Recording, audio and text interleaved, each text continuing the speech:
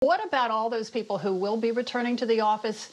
They're going to be undergoing quite a transition. How can they make that easier? Yeah, yes, and studies are showing a lot of people are feeling pretty anxious.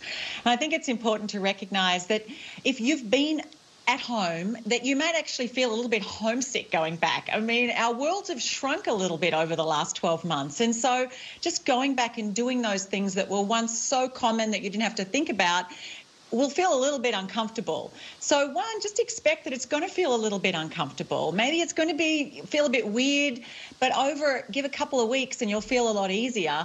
Likewise, just notice yourself, what your thinking is, how you're feeling. Stress internalizes in the body, and often we suffer more from our stress and anxious thinking than we do from what we're anxious about. And I think many people will find that, the anticipation of what it might be like will be causing more angst than when they actually just get back. And it's why we know that people who've been working in the workplace environment, even part-time over the last 12 months, are less anxious about going back full-time because they've kind of sensed it. It's okay. It is okay. It's not too risky. Mm-hmm. So I think try and reduce the unknowns, maybe talk to your boss or HR, do a test run and take some of those unknowns out of it.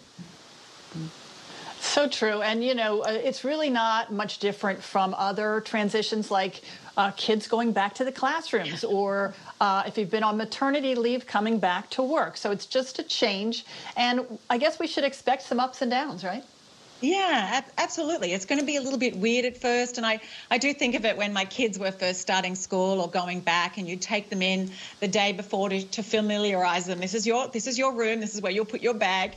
And so when people are kind of going, well, are we going to get, in terms of, is there going to be a temperature check on arrival? What's the protocols? Just go in and do a test run. It starts to remove some of those unknowns. And as you see other people, it's interesting, catching up with colleagues is a stronger motivator for many people going back than getting FaceTime with their boss. So connect in with your co-workers and have some fun with it. Be light and try and just sort of give yourself some space and give yourself time to ease back into it. Don't necessarily have to go back all at once, but, work up in increments. I love that. And I'm a big list maker, so I'll probably be making lists of everything I need to do, everything I need to bring, and what time I need to do it. So thank you so much for talking with us today. Always a pleasure. Dr. Margie Warrell. She's the author and host of the Live Brave podcast. And you can connect with her at margiewarrell.com. Thanks, Margie. Thanks, Melanie. I'll see you soon.